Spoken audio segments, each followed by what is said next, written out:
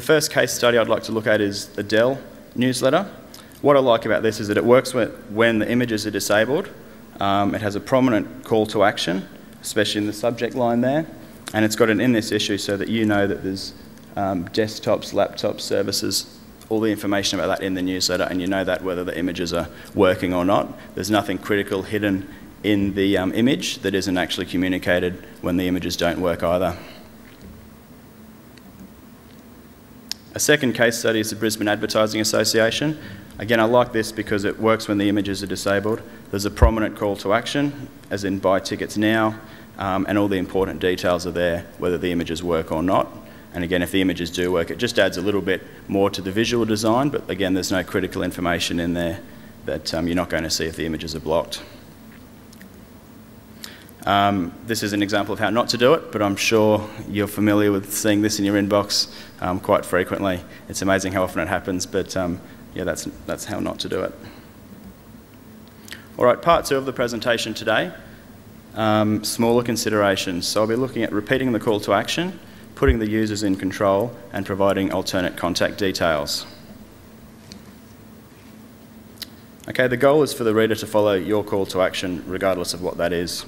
So tip number 10 is repeat that call to action where appropriate.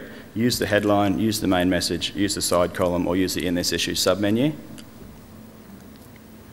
A case study here is the Qantas newsletter. What I like about this, whether the images work or not, it still has their clear calls to action, as in the book here, and it's got the in this issue submenu. Again, when the images do work, all that information's still there, and the actual images just provide a bit more to look at. And I would only argue that probably some of those menus could be in text rather than image, but it's a very good example. Okay, the second part is putting the user in control. A lot of the presenters yesterday spoke about having a good user experience, and part of that is putting the user in control, giving them as much information as you can and letting them make an informed decision to engage with you on their terms, not on your terms. I'm sure you'd agree there's nothing more frustrating than on the internet being forced to do something or wanting to do something but not actually being able to. So my first tip is, where appropriate, link to places like your website, to a send to a friend. Have a subscribe button so that if people forward it on to their friends because the content's good, they can actually subscribe to your newsletter as well. If you've got a blog or a Facebook page, link to those as well. Tip number 12, tell the readers where the links are actually going to take them. If they are going to be downloading a PDF, let them know that. Let them know how big it is so that they can make the informed decision whether or not to click.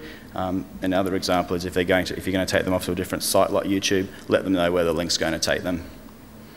And tip number 13, if there is a read more button, let them know the article length, either in number of words or how long you expect it to take, or how long you expect it to take them to read it. Again, putting the user in control, letting them make the informed decision rather than you telling them what to do. This is a case study for worldwide online printers. The reason I like this is it's got clear links up the top. It uses great headlines. It tells the reader the reading time. It's got news and offers down the bottom. It's got clear links again down the bottom. And it actually asks users for feedback. So if you click that button up there, that'll actually send an email back to the author of the newsletter with suggestions of what basically you want to hear about. The third point is providing alternate contact details. Remember, many people do want to call you up. They do want to walk into your store and engage with you that way. So certainly you don't want to forget about them, and the goal is to allow them to still make contact with you. So tip number 14, provide your phone number, your physical address and your email address. And tip number 15 is hold their hand. People want to be told what to do. They want to be guided and to be reassured. So on the email, provide where you are, say when you're open, say how to contact you and who to speak with. An example of this is the Mini Movers newsletter. This is just the footer of the email, but what I like about this is that it actually says who it's from. It actually says where the office is located. It's got the telephone number. It explains why you're receiving the newsletter and also gives you a tip to avoid missing it by it going into your junk mail. So that's a good example of providing alternate contact details. Okay, part 3, unseen considerations. I'm going to look at great copy, having user feedback, and having calls to action on critical emails. For example, invoices and personal one-on-one emails. Okay, one of the points I really want to stress today is if you don't have good content, don't bother sending anything.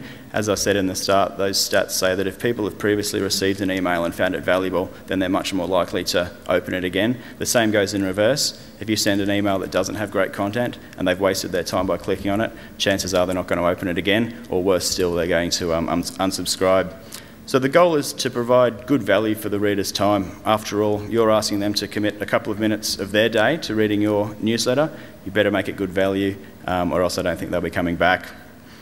Tip number 16, I've said it before, hire a copywriter. That's what they're there for. They're very good at what they do. They're good at writing engaging, compelling copy, so certainly do that. And tip number 17, tell a story to make your point. It often is a lot more compelling to read a story and have it tie back to the main points rather than just talking about the straight features or the straight benefits. An example here, and a great example, is James Adonis's newsletter. His company is called Team Leaders, and it's an employee engagement company. He has a fortnightly newsletter that he sends out to his subscription database. And 2 years ago, he had no subscribers. He just started out, and in that time, that's grown to 4,200 users.